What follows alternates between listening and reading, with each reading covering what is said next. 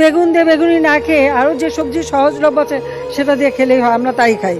মিষ্টি কুমড়া দিয়েও খুব ভালো বেগুনি না বানায়, মিষ্টি কুমড়া দিয়েও বেগুনি বানানো যায়, সেভাবে আমরা করি, সেভাবে করা যায়। এবু সুদ এফেন্দি, এটা আমার আদেশ। এই ব্যবসায়ীকে বলুন এই পবিত্র রমজান মাসের সম্মান যেন অক্ষুণ্ণ রাখা হয়, রাজধানীতে প্রজাদের যেন কোনো অসুবিধা না হয়। আইন অনুযায়ী বেচাকেনা চলবে, ধার্য করা দামের চেয়ে 1 দিরহামও বেশি আদায় করা যাবে না। বিশেষ করে মাংস এবং রুটির দামের ব্যাপারে সাবধান থাকতে হবে। কাজী হিসেবে তদারকি করুন, যেসব ব্যবসায়ী চড়া দাম আদায় করবে তাদের চিহ্নিত করে কড়া শাস্তি দেবেন। আপনি নিশ্চিন্ত থাকুন জাহাপনা, এই বিষয়ে আমি বিশেষভাবে তদারকি করব। তাছাড়া কাজী এফেন্দিকে তো প্রাথমিক নির্দেশনা দিয়েছেন। ঠিক বলেছেন মহামান্য পাশা। রুটিগুলো এদিকে নিয়ে এসো, দেখি কেমন বানিয়েছে।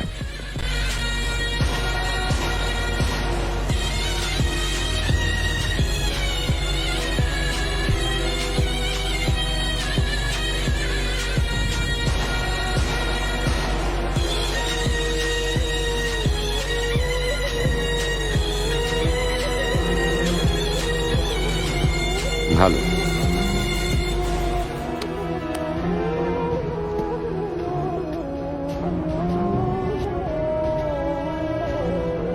রুটির কারিগররা ঠিক এই ওজনের এই রকম রুটি তৈরি করবে।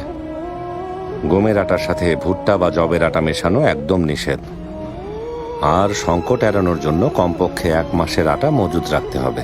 আপনার আদেশ শিরোধার্য জাহাপনা। এবু সুদ এফেন্দি, বাবুর্চিদের, বিশেষ করে যারা কাবাব তৈরি করে আর খাবার বিক্রেতাদের জানিয়ে দিন প্রতিদিন খাবারের মান পর্যবেক্ষণ করা হবে। ব্যবহারের পর থালা বাসন একবার ভালো পানি দিয়ে ধোয়ার পর দ্বিতীয়বার সেই পানি ব্যবহার করা যাবে না। জবাই করা পশুর মাংস বিক্রি করতে হবে, আর জবাই নিয়ম অনুযায়ী করতে হবে। জাহাপনা, আপনি এতটাই বিস্তারিত নির্দেশনা দিয়েছেন, এরপর আমাদের আর কিছুই করতে হবে না। এই দায়িত্ব সবার আগে আমার উপরে বর্তায় হোজা ছেলেবি। যদি আমি প্রজাদের সুবিধা অসুবিধার কথা না ভাবি, আমাকে আল্লাহর দরবারে তার হিসাব দিতে হবে।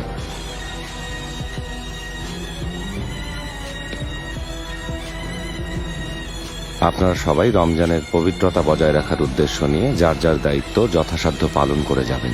জাহাপনা, আপনার আদেশ অনুযায়ী এখনই ফরমান জারি করছি, যেন কাল থেকে সবাই নিয়ম মতো কাজ করে।